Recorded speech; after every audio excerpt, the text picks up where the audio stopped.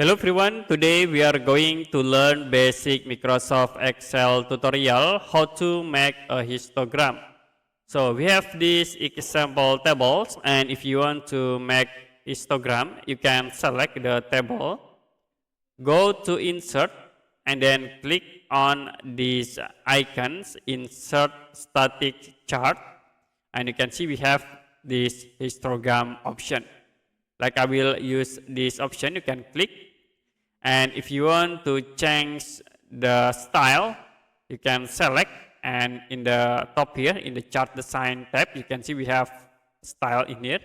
Like I will set into this style, you can click, or you can move into this option, black option, and click offset to apply. If you want to edit, you can double click, and you can see we have the option in here for axis option. Like you can use the by category, so to be automatically changed with the names in the below statistic.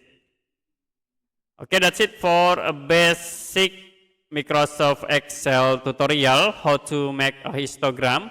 If you have any question about tutorial, you can comment below this video.